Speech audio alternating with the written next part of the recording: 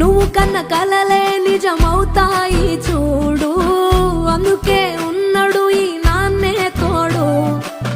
దశరథ మహారాజే నాన్నై పుట్టాడు, నువ్వు రాముడంత ఎదగ